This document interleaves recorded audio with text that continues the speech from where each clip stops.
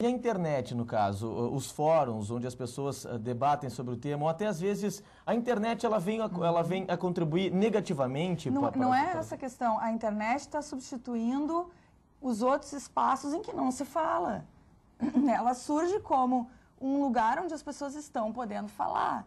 Porque tem a CVV, que é a de valorização da vida, que é esses centros onde as pessoas treinam uma abordagem específica para atender as pessoas no telefone, né? Como anônimo, telefono, peço socorro, é para onde eu tenho, para onde ir me reportar e pedir socorro. É isso que eu falo, a coisa do tabu sobre o desejo de se matar. Eu não posso falar para minha família, eu não posso falar para o meu marido que eu estou infeliz, eu não posso falar para o meu namorado, não posso falar para minhas amigas porque vão achar que eu sou louca, porque eu estou com essa vontade, eu estou cansada. Essa coisa desesperada, acabo indo para a internet, posso receber um tipo de acompanhamento que não é o ideal, né? Mas a internet é só uma prova de que a gente precisa conversar com alguém. Sobre esse assunto, principalmente. Existem características específicas no comportamento de uma pessoa que pensa... Você falou aí em manifestações, quando a pessoa, por exemplo, diz que queria dormir por um longo tempo. Isso é uma manifestação de que a pessoa gostaria não, claro pensa... Né? Mas existe uma característica já formatada de um comportamento, por exemplo, um pai em casa que tem um filho que é muito quieto, muito introspectivo, não fala muito, não se relaciona com as pessoas. Ele é adolescente. Pois se fecha no quarto. Pois é. Isso é adolescência. Não, tô brincando. Não, claro que tem. Existem os fatores de risco, né? Que são a doença mental. Em 80% dos casos está associado com doença mental. Entre a doença mental que, assim, a pessoa que cometeu o suicídio, nós estamos falando. Correto. Quem chega a cometer, né? Então, assim...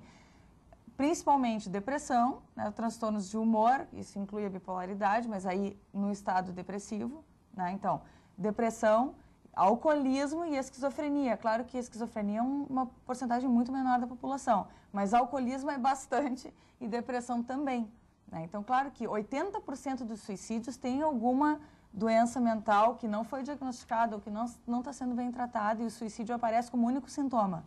E, de novo...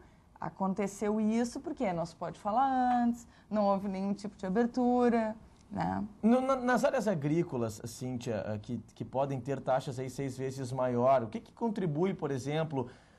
lendo a respeito disso, a gente pode ter diversas explicações. Uma delas é da cultura europeia, porque na Europa também existe uma taxa bastante significativa de mortes por suicídio, enfim... O que deve contribuir para isso? Existe também a contribuição do próprio agrotóxico? Não é tanto o agrotóxico. Claro que aí eles têm o uso de herbicidas que eles usam também. Isso pode potencializar? Existe estudo específico sobre isso? Não tem estudo. O que a gente nota clinicamente é uma tradição suicida, né? Inclusive se fala do aniversário do suicida, que se chama. Que então é assim, o pai se matou e no mesmo dia o filho também se mata. Tantos anos depois. Tem uma tradição, que eu falei no início, a coisa principal do gaúcho é a tradição, né? Até para o suicídio, é assim. Principalmente a falta de assistência, né? Que o interior tem menos acesso. É porque as pessoas conversam menos também sobre esses assuntos. É porque não se fala, né? Então, para mim, eu que sou de Constantina, do interior do estado, e meu pai tinha um hospital, a gente já sabia quando alguém tinha se enforcado na região, e era muito comum, assim, tinham recolhido, traziam alguém para o hospital. Do meu pai faz parte da minha infância esse universo do interior do Rio Grande do Sul, que tem muito suicídio, então isso ficou muito presente para mim. Acho que a gente fala muito pouco sobre isso. Eu me lembro do silêncio que abatia, assim, a cidade, a área do hospital, porque alguém tinha se suicidado. Né? E ao contrário, quanto mais a gente pudesse falar, estava todo mundo louco para falar sobre o assunto, ninguém falava nada. Que essa é a nossa conduta, assim, diante do suicídio, de muito medo, né? Muito medo porque tem dentro da gente. O medo de morrer, o medo de se matar, o medo de não querer mais viver, porque a gente sente isso quando está desesperado, quando perde alguém, um evento terrível na vida, né? O desemprego, não sabe para onde pedir ajuda, não consegue... sair daquela situação de desespero, eventualmente tenta suicídio. Bom, você tem um trabalho que você desenvolve também no seu blog, que dá para dizer, não sei se a gente conversava em off aqui, até posso citar, que é o www.matandocarpinejar.blogspot.com. Explique um pouquinho o que você quer dizer com isso, porque daí não entra na questão do suicídio, né? Não, mas também é desejo de morte, só que é o desejo de morte do outro, né? Eu faço e sim, o trabalho do Matando, ele é um trabalho terapêutico, né?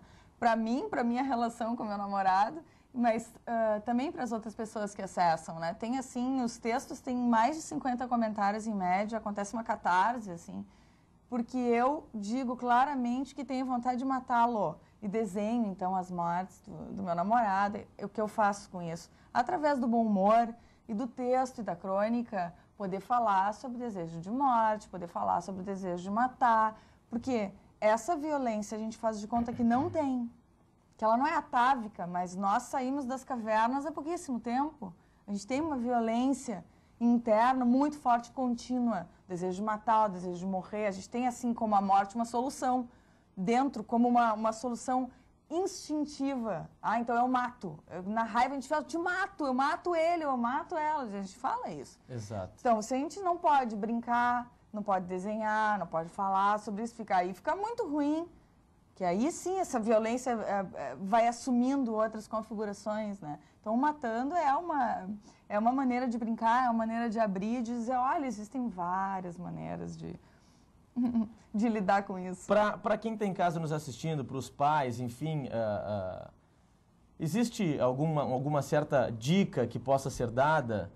Que é o que vem a cartilha, por exemplo, que nós conversávamos no início, vem abordar. São dicas, né? Que possam prevenir que a pessoa venha a cometer o ato de suicídio, venha a praticar aquela vontade que está dentro dela, como a gente comentava anteriormente.